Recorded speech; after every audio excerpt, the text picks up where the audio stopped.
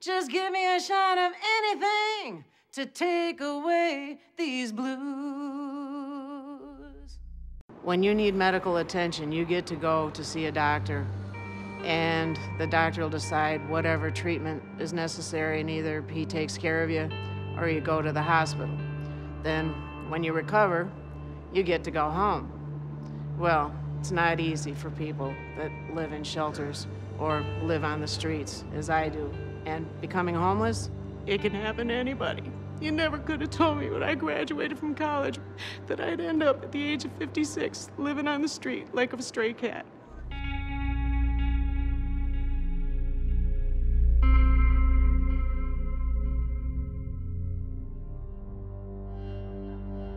People don't want to really see what's really going on. They got a blind eye.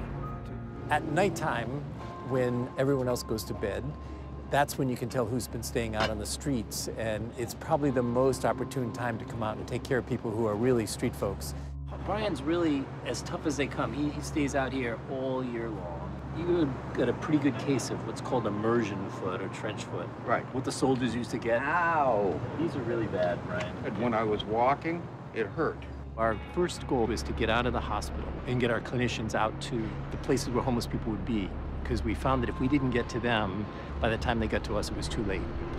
Hey, Richie, you want anything? Yeah.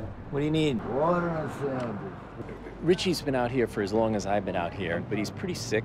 That corner smells terrible. He hasn't been able to take care of himself. He seems to be just sliding backwards, and we're trying to figure out a strategy to get him in. I wanted to go in last night. They told me walk down there and get it. Do I look like I'm in shape to walk down? I got so many staples in my leg. Much to my surprise, we used to think it was sort of chaos out here, but it turns out people tend to live by pretty strict rituals. So we usually know where somebody is and where they like to hang out. Oh my God! They feel safe in certain places and will migrate to another place for the afternoon. And we usually get those patterns down. Do you have a temperature? You look hot. That's people that care.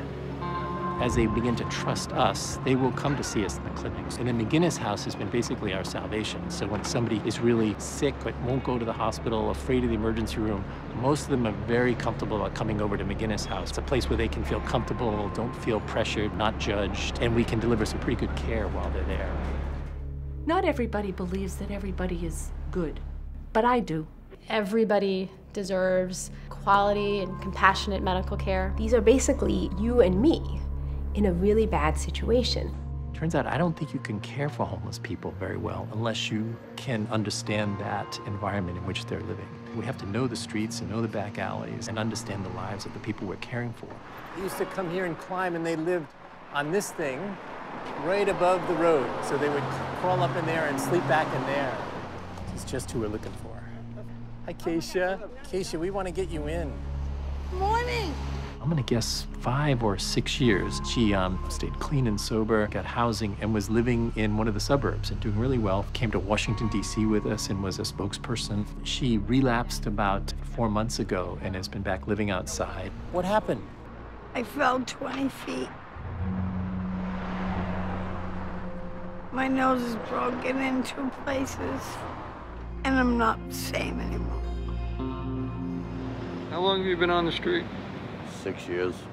You know, I do want to go into a program, but, you know, hey, what the hell? I'm going to go in right now. Dr. O'Connell? Yes, Robert. Could you get me into a program right now? You like a detox? Yeah. I'm going to a program. Come on, why not? Forget about it. Pretty soon you start to see someone who would have looked on the surface as you walk by as just somebody who's doing too many drugs or just a bum outside, and all of a sudden you see the person behind it. And I think it's the stories and the relationships and that sort of keep us involved.